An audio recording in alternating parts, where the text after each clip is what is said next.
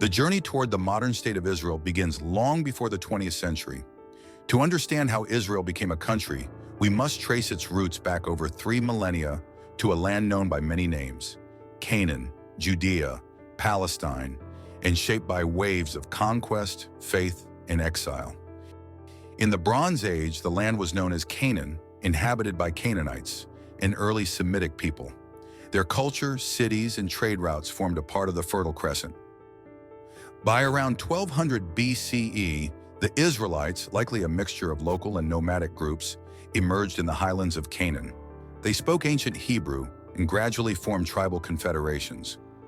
Under King David and Solomon, a united monarchy formed, centered in Jerusalem. The first temple became the spiritual heart of the Jewish people. Jerusalem was destroyed in 586 BCE by the Babylonians. Jews were exiled to Babylon, but the Persian conquest allowed them to return and rebuild, a cycle of exile and return that would echo through Jewish history. After centuries under empires, Persian, Hellenistic, then Roman, Judea became a Roman province. Following 2 failed Jewish revolts, especially in 135 CE, Jews were expelled en masse. The name Palestina was imposed by Rome, echoing the ancient Philistines. The land passed to the Christian Byzantine Empire and then to Muslim rulers in the 7th century. Islamic caliphates maintained control, turning Jerusalem into a major pilgrimage site. Despite being scattered, Jewish communities preserved their identity, prayers, and longing to return to Zion. These communities, Ashkenazi in Europe, Sephardi in Spain and North Africa, and Mizrahi in the Middle East, maintained a deep connection to the land. Under Ottoman rule from 1517, Palestine was sparsely populated and diverse.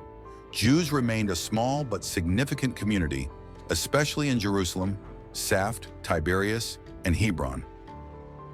In response to pogroms in Eastern Europe and rising anti-Semitism, early Zionists began moving to Palestine.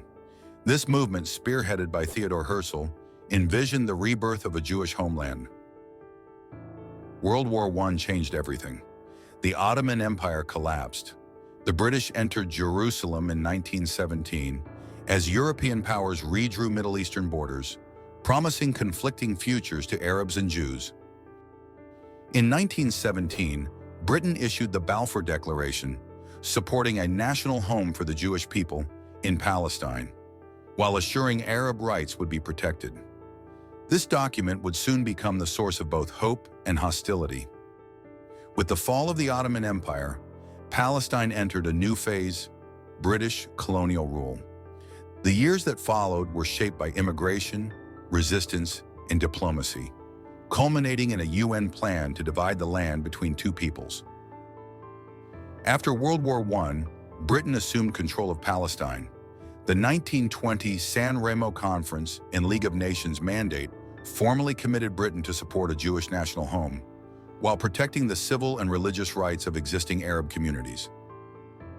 Waves of Jewish immigration, called aliyahs, brought tens of thousands fleeing anti-Semitism in Europe.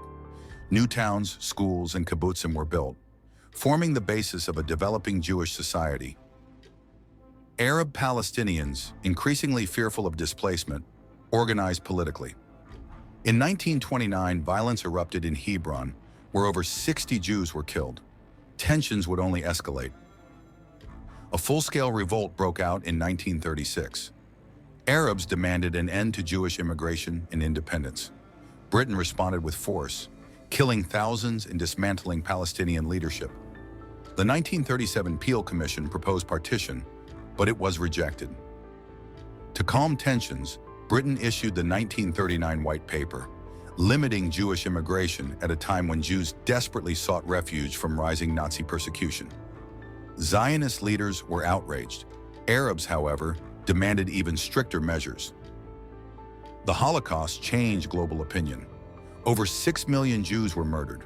Survivors languished in displaced persons camps across Europe, many of them seeking passage to Palestine, but the British continued to block large-scale entry. Frustrated, Zionist underground groups launched armed campaigns.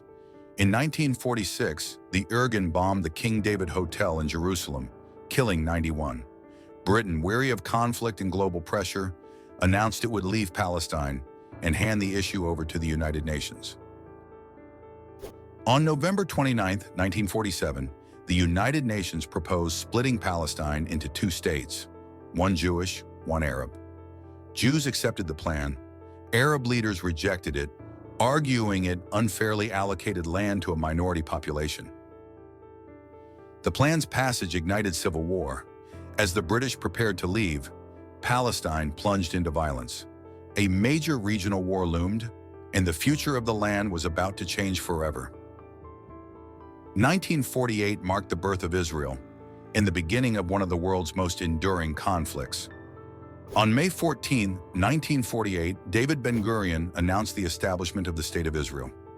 Just hours later, Arab armies invaded, rejecting the new state's legitimacy.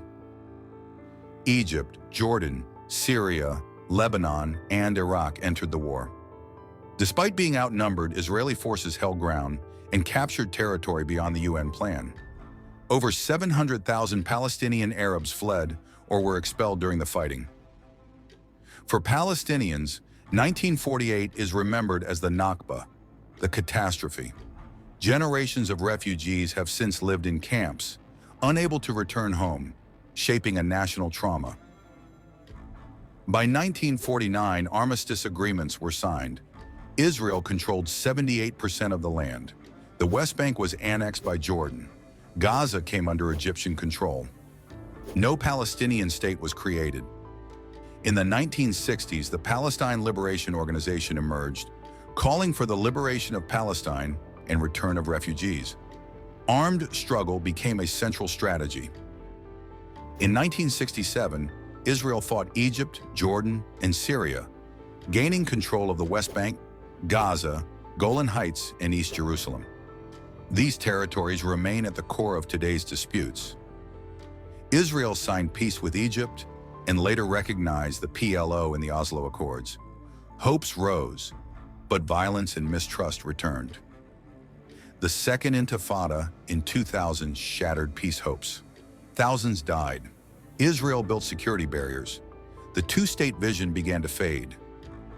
Today, Israel thrives economically and technologically, but conflict with Palestinians continues, rooted in history, trauma, and unresolved claims to land and identity. Israel's founding is a story of survival and return, but also of loss and displacement. For peace to come, both peoples must see their pasts acknowledged and their futures reconciled.